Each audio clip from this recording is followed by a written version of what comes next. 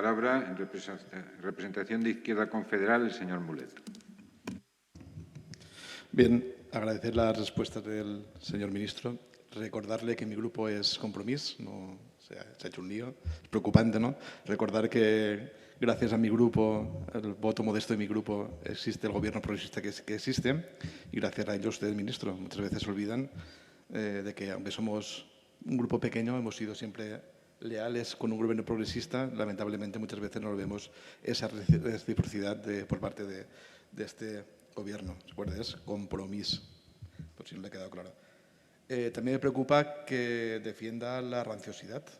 Bueno, cada uno tiene sus gustos y seguramente que una cosa sea reglamentada no quiere decir que sea correcta en un Estado moderno o en un Estado aconfesional.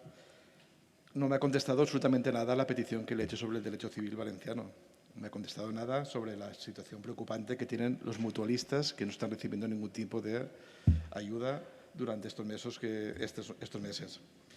No me ha respondido nada sobre los recursos de inconstitucionalidad que tanto el presidente Sánchez en la anterior legislatura como algunos de Rajoy todavía perviven en los tribunales. Recursos que, recordemos, son completamente arbitrarios porque recurren cosas que sí que se permiten a otras legislaciones, a otras comunidades autónomas. No me ha contestado nada sobre las medidas sobre el Brexit. No me ha contestado nada sobre la derogación o no de ciertos títulos nobiliarios.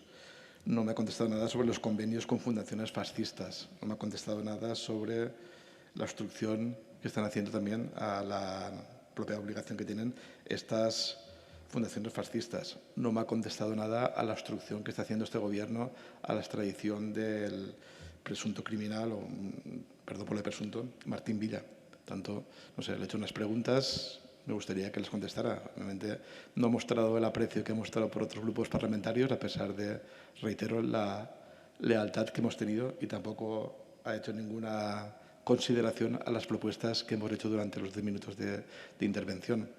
No sé, es preocupante, ¿no? Este ninguneo que practican desde el actual gobierno a socios parlamentarios que han mostrado en todo momento una oposición o una colaboración constructiva.